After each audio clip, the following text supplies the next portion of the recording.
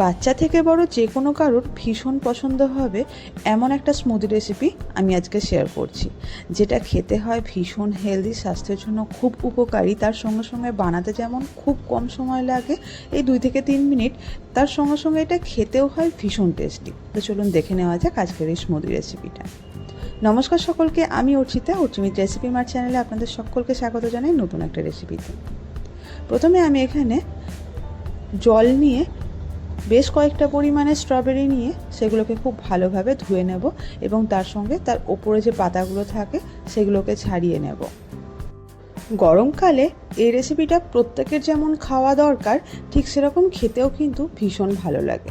আর দেখুন, এই একইভাবে আমি বাকি স্ট্রবেরিগুলোরও পাতাগুলো ছাড়িয়ে নেব এবং এরপরে এগুলোকে একটা চপিং বোর্ডে নিয়ে ভালোভাবে কেটে নিতে হবে। প্রথমে মাথাগুলোকে কেটে নিতে হবে এবং তারপরে এগুলোকে 2 পিস করে ভাগ করে নেব। স্ট্রবেরির গন্ধটা বেশ ভালো লাগলেও স্ট্রবেরির টেস্টটা কিন্তু নর্মালি খুব একটা ভালো হয় না, অর্থাৎ পার্সোনালি আমি খুব একটা পছন্দ করি না, তবে অনেকেই পছন্দ করেন। আর যেহেতু স্ট্রবেরি কাঁচা খেতে ভালো লাগে না, কিন্তু এটাতে রয়েছে অনেক উপকারী উপাদান। এটা হার্ট হেলথকে খুব ভালো রাখে, এছাড়া ব্রেনের ডেভেলপমেন্টে যেমন খুব উপকার থাকে, সেরকম হচ্ছে গিয়ে ডাইজেশনেও সাহায্য করে। বাচ্চাদের জন্য কিন্তু খুব উপকারী একটা ফল।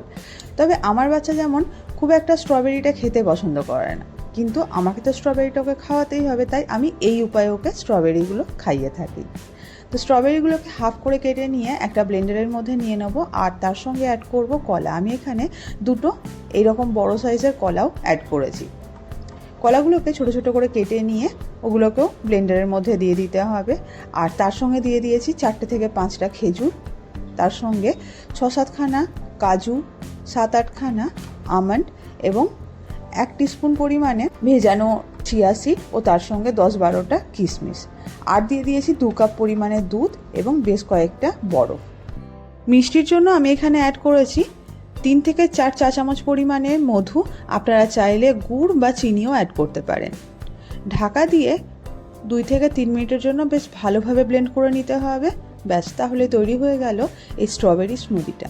দেখলেন বাড়িতে ঠিক কতটা কম সময়ের মধ্যে বেশ কিছুটা ঘরোয়া উপকরণ দিয়ে বানিয়ে নিলাম এত হেলদি একটা স্ট্রবেরি স্মুদি রেসিপি, যেটা বাচ্চারা তো খেতে পারবেই, তাদের জন্য ভীষণ হেলদি, তার সঙ্গে বড়দের এবং বয়স্ক মানুষদেরও আপনারা এটা অনায়াসে সার্ভ করতে পারবেন।